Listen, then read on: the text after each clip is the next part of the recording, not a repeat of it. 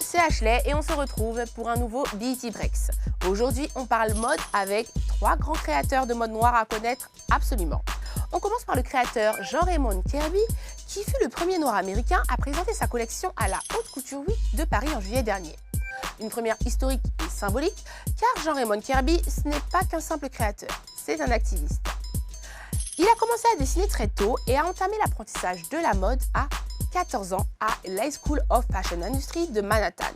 Et ensuite, à seulement 15 ans, il lance sa première marque de mode appelée Mary's Jungle. Et c'est justement par son militantisme que sa marque Pyer Moss et lui vont se faire connaître du grand public.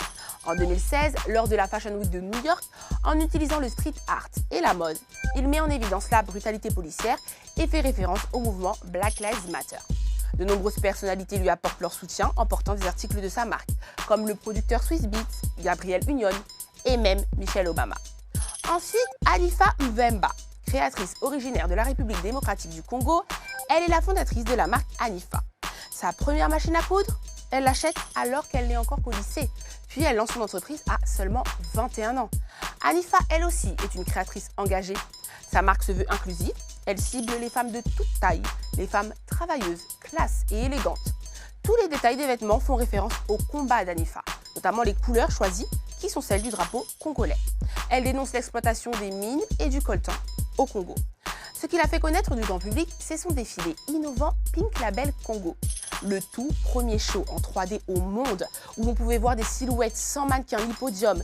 Et les images sont devenues virales et toute la presse anglo-saxonne s'arrachait à Hanifa. Et depuis, on voit ses créations partout, notamment portées par Zendaya, Kylie Jenner ou encore la chanteuse Lizzo. Et enfin, parlons du créateur Telfar Clemens.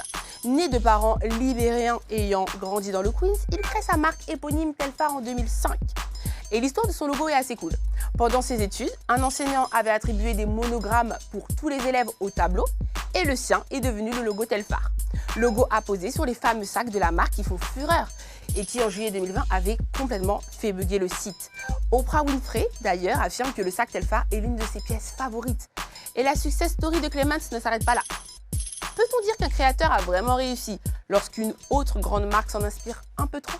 Oui, la marque Guess a été accusée de produire un sac avec le logo G étrangement similaire au sac Telfar. Et depuis, Guess a décidé de manière indépendante de cesser de vendre ses sacs. Alors, connaissez-vous ces trois créateurs? N'hésitez pas à donner votre avis avec le hashtag BET Breaks. Je vous souhaite un bon week-end sur BET. Bye!